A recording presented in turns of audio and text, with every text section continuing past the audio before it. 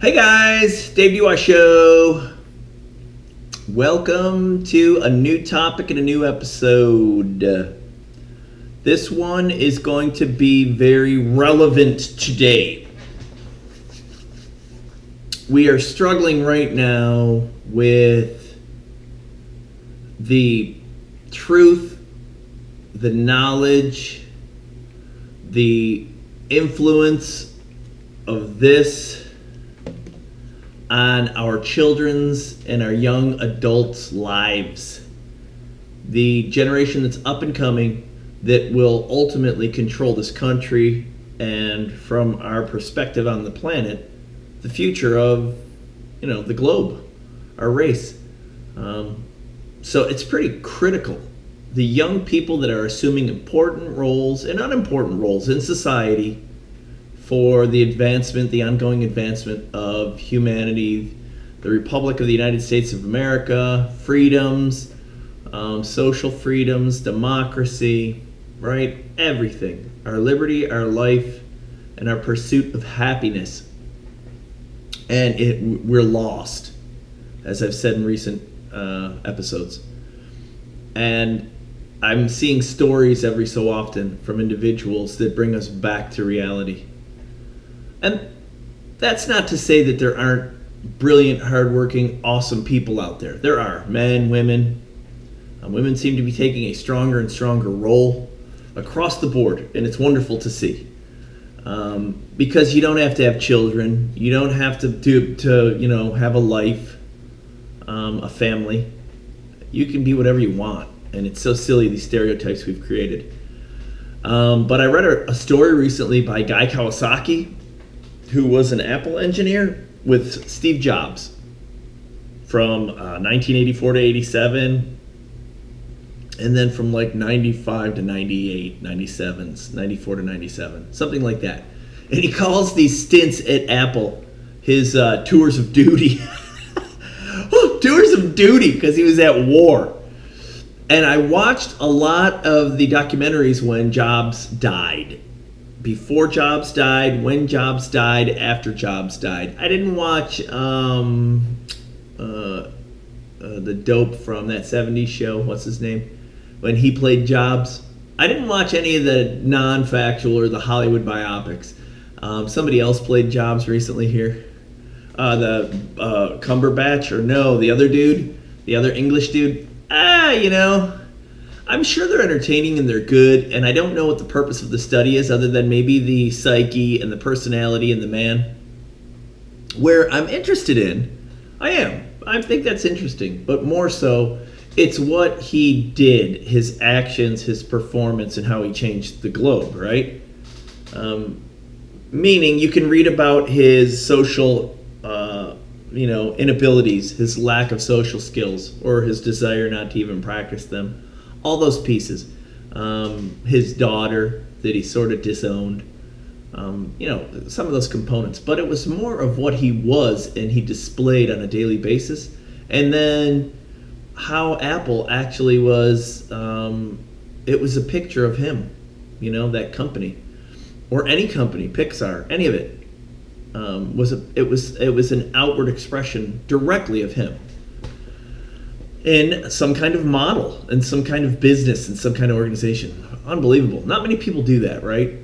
Not many people imprint themselves on something so indelibly and so voraciously and brutally and so explicitly and completely that business, that product, that whatever is them.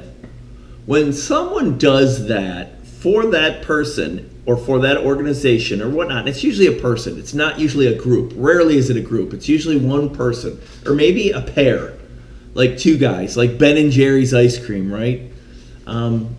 You get individuals or an individual that produces something exceptional.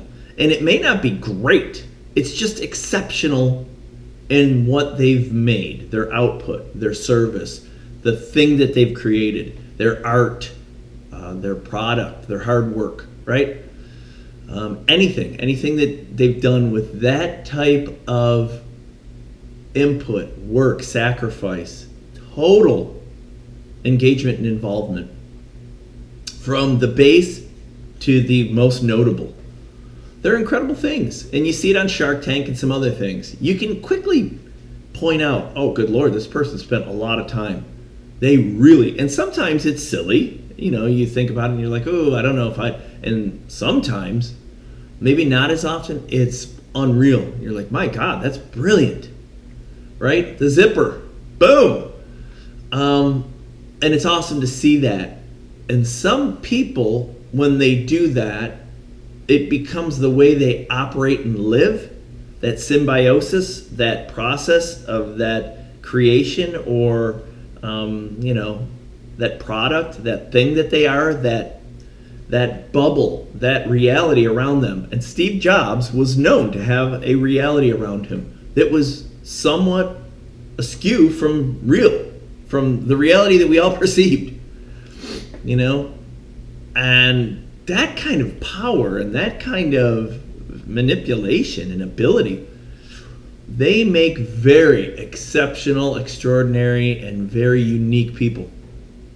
And while there's a lot of stories, probably thousands and thousands, right, because of what Apple and what Jobs did and became, he shared himself with the globe, his products, right?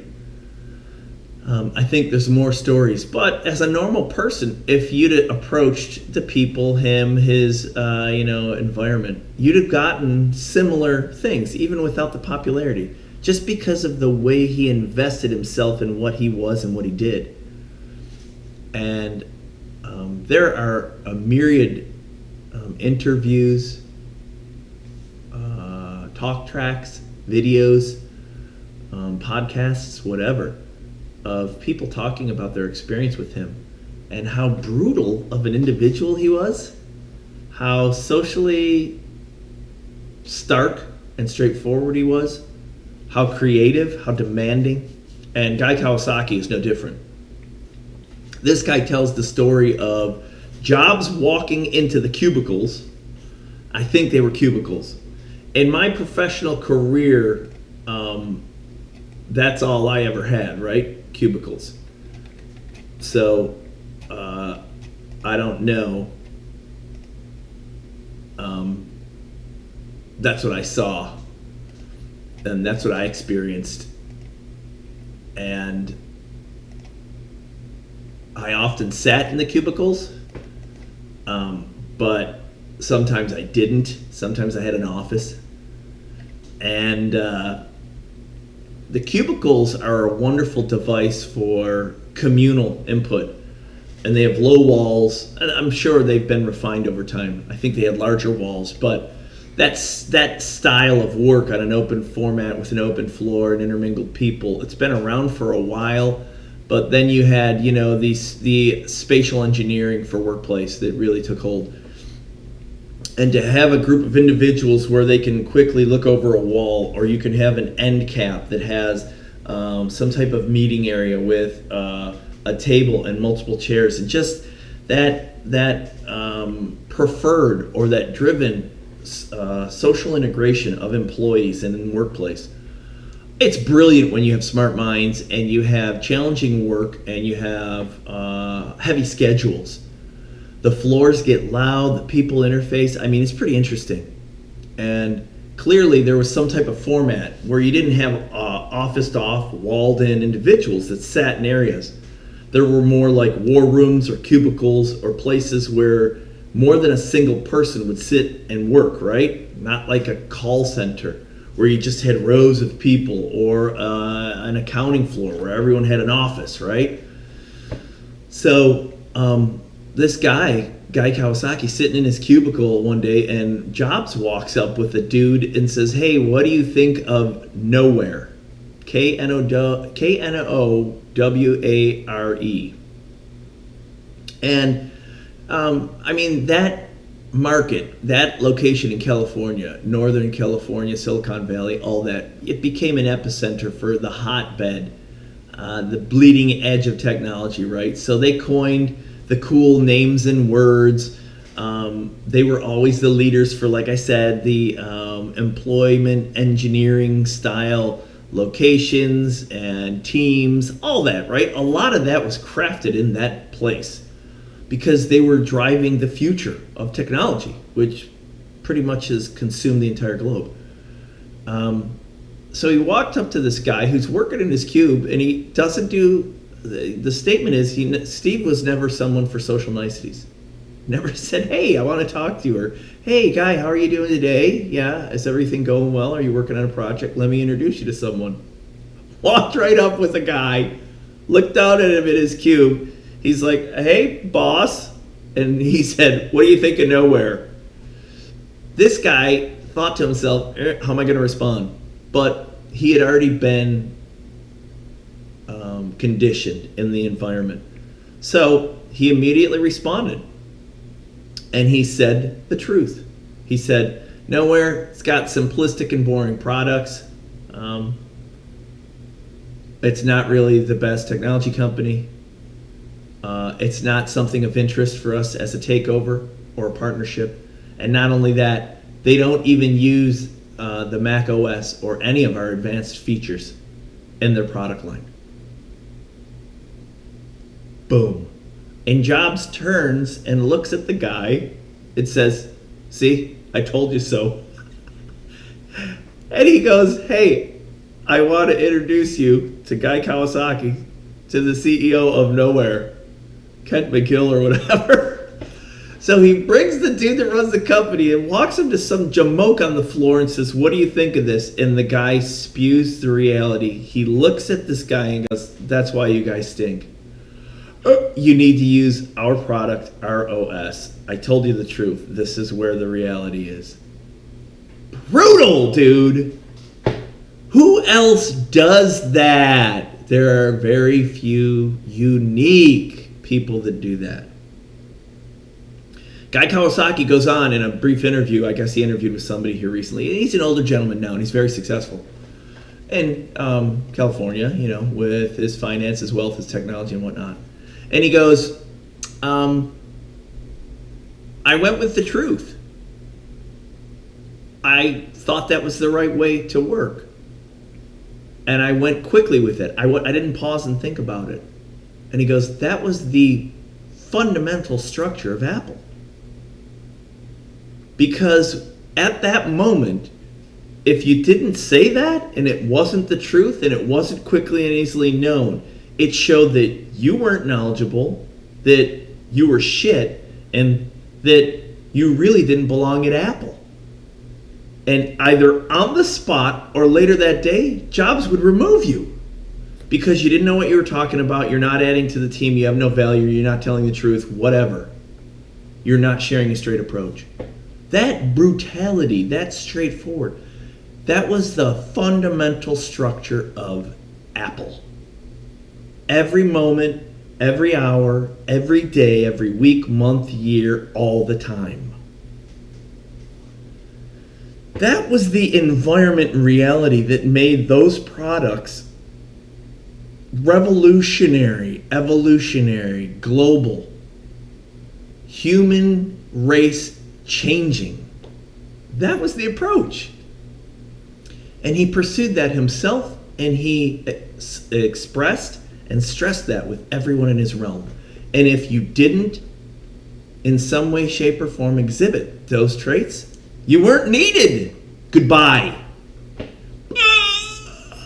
Out. That's exceptional, man, and it's gone in many, many aspects. Not many people run that way. I think Elon Musk may in some way, shape, or form.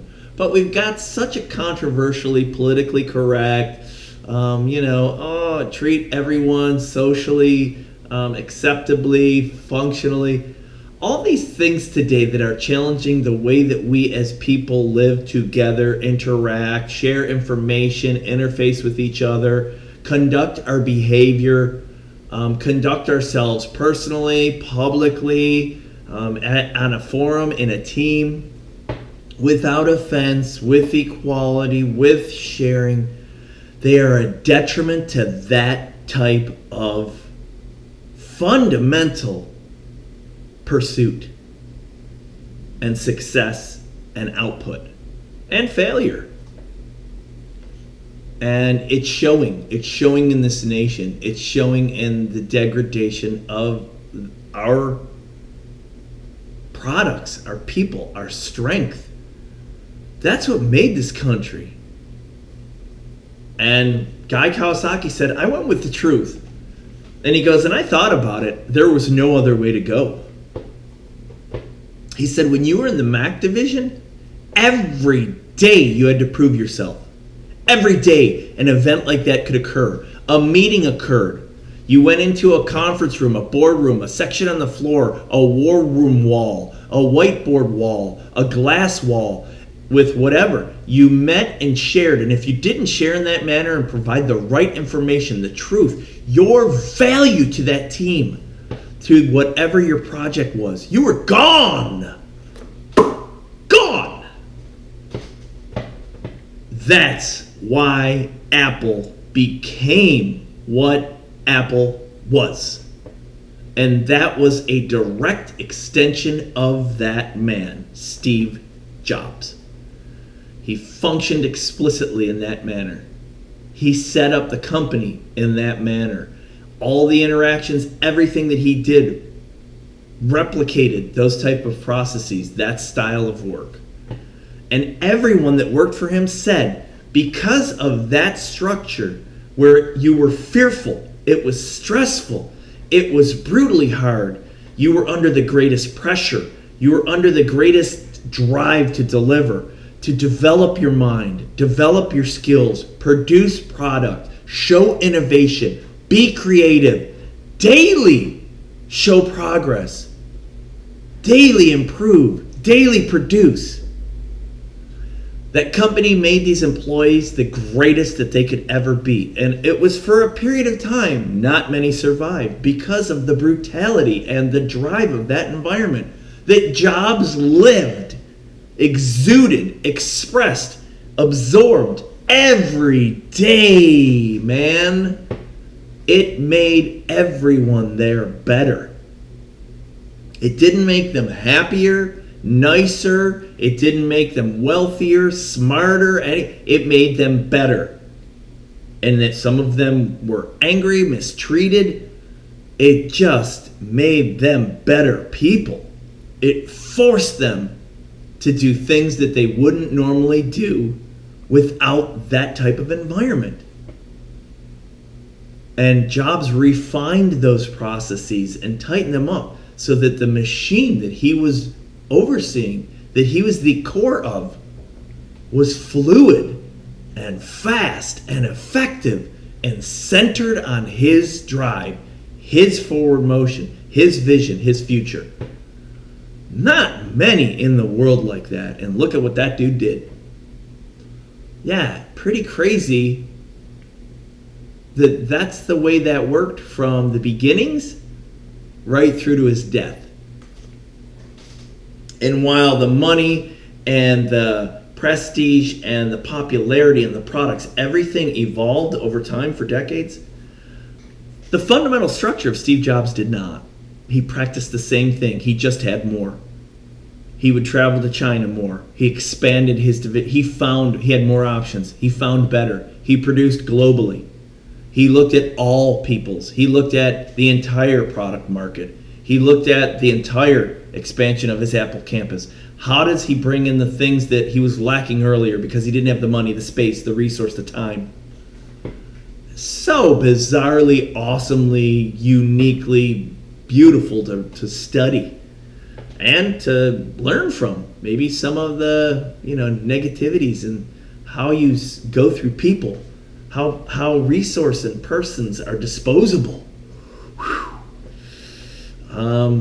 Yeah, pretty brutal. And I watched that and I was like, you know what? That's it. And that's what we're lacking anymore.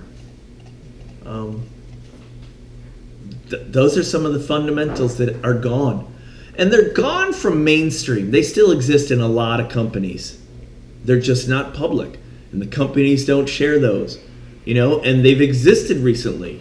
If you look at Facebook, my favorite Martian, Mark Zuckerberg, did exactly the same thing.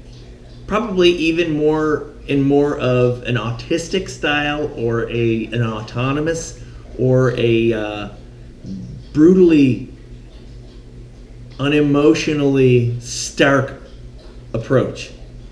And The Social Network, Hollywood, presented some of it, but that's the way that dude operated. Singularly in his focus, his desire, his goals, right?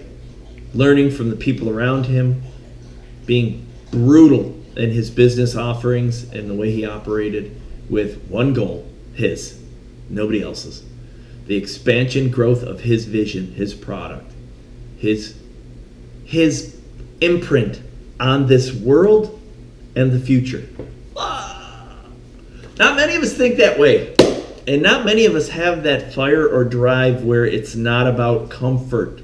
It's not about money, material, popularity, love, adoration. All those things that so easily can become our lives. Of which we have people nowadays, that's all they are as a life. The Kardashians, right? Epitomize this. Or Hollywood. A fantasy.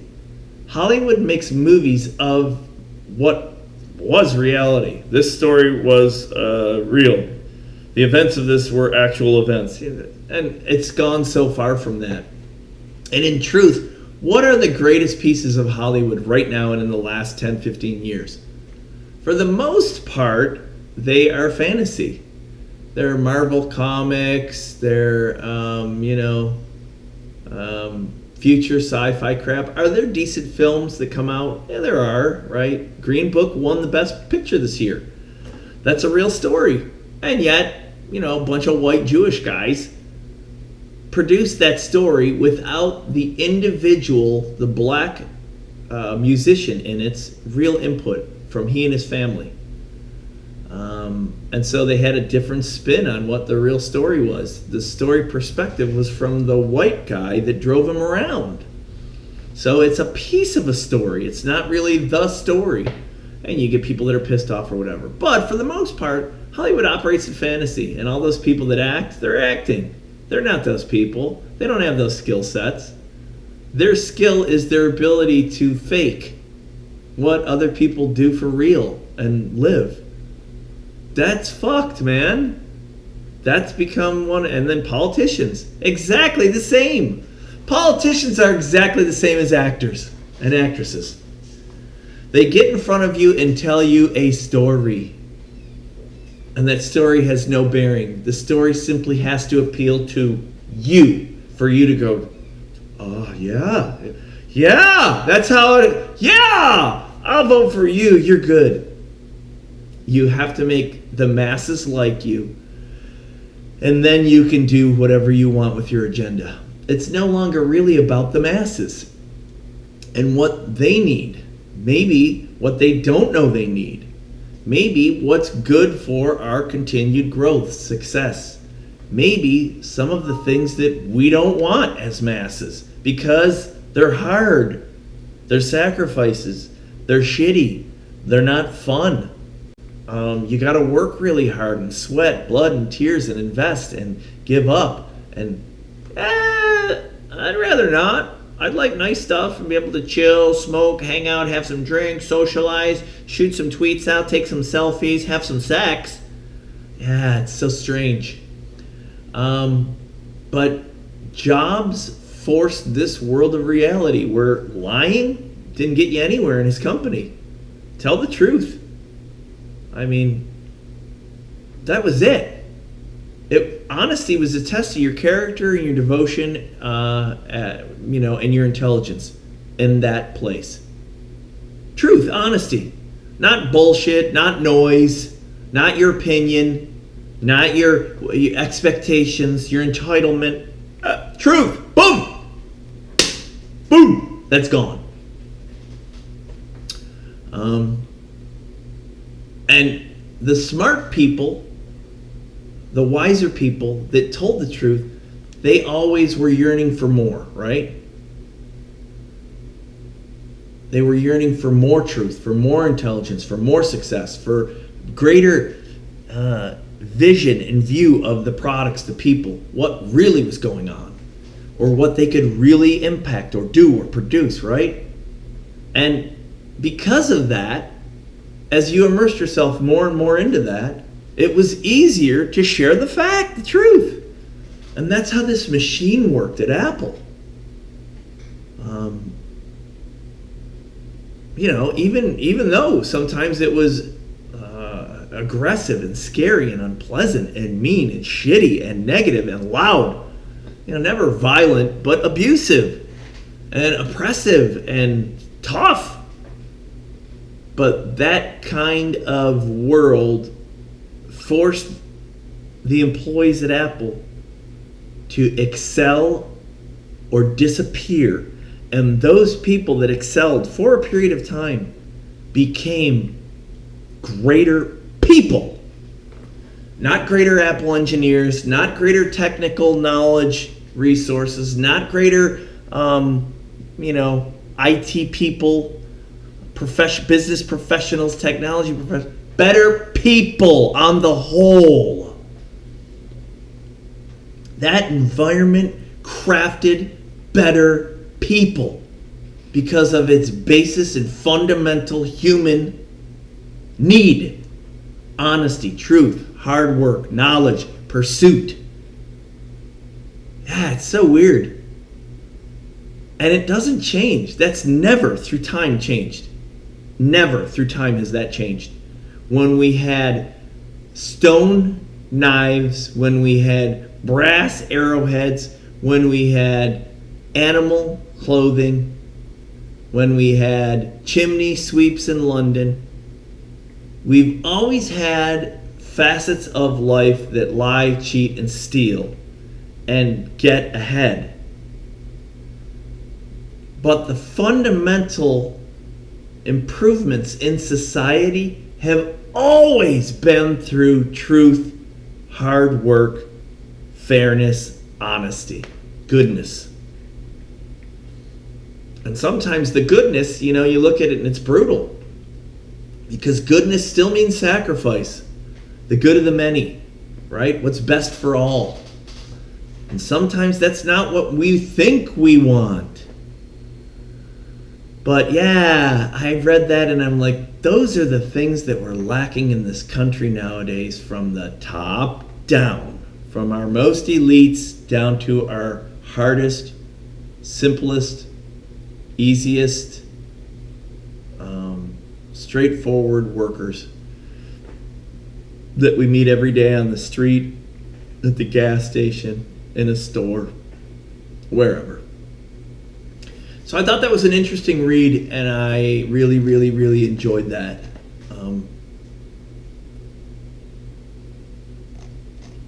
Because you'll never, ever, that lesson will always apply. You'll never have anything to be able to refute that story. And it's not a refute. It's whether or not you choose to understand it and think, man, maybe that'll work for me. Because there's different methodologies, right? But in general, as my boss says, in general, that's a methodology that if you have the ability to, simplify and work in that realm, which is brutally hard because it takes tenacity, it takes continual self-reflection, continual review, and it's not innate and it doesn't become habit. I mean, some of it does, but for the most part, it takes ongoing drive and hard work and study and detail and review to be able to continually perform in that manner.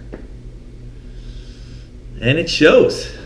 I mean, ultimately, even if you're like the guy at the shoe store that we grew up with from the Harbor of Lost Souls with Louis, he dressed to the nines. He always smelled good. He always looked good. He was well presented. He was friendly. He was caring.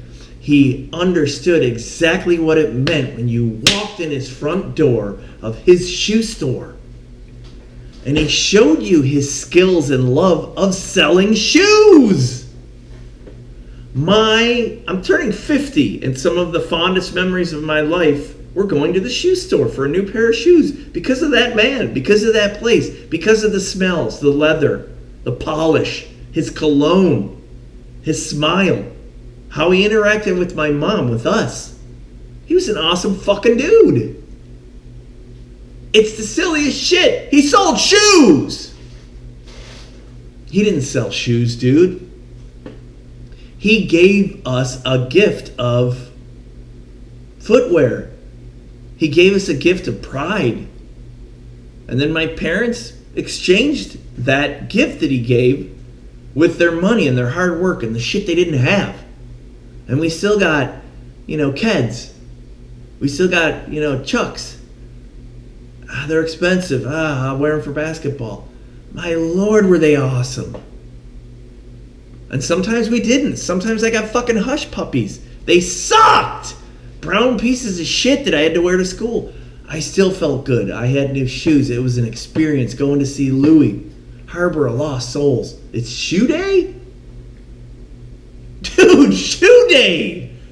It was that man day. It was Louis day. And we got in the car and it was fucking awesome, dude. And it wasn't about commercialism and materialism. It wasn't that I got fucking awesome shoes. It was an awesome experience, and we've lost that. Now it's about the shoe. Now it's only about the shoe, and it's only about the cost of that shoe to show your social status in this place, so that before you ever approach me, you can look at what I'm wearing and know that I'm better than you, or at least equal to you, because we can afford these. We can wear them. We can be showy. We're of a different kind, me and you. And they just can't live this way. Wouldn't they wish to? Wish in one hand, shit in another. It's fucked up, man. But, yeah, awesome. And I'm glad I read this thing from Guy Kawasaki. It's out there right now. And it's brief. I guess he did some interviews about his time at Apple. And it's a great lesson. Have your kids read it. And we talk is cheap. My older boy said, "Dude, I don't listen to you. I don't listen to my parents. I listen to my peers." That's reality. But sooner or later, that fucking message comes across, and it might be an echo in the back of their mind, or it might smack them right in their face. Bah! Oh my God, they're right. And then you go, well, I'm here for you. I'm glad you learned that and you understand it now. Do you understand the word coming out of my mouth? Yeah, now you do. And now that you understand it, what are you going to do? Because that's the world. Ultimately, we are all individual contributors and responsible solely for ourselves. No one else. Not our children, not our children's children, not our siblings, our parents. You're responsible for you. That's it. Dave DUI Show, some thoughts. Subscribe, like, comment, share, talk about it, put a note in, retweet it, send it to your mom. Read it to your dog or your cat. I don't know. Thanks for watching. I'm out.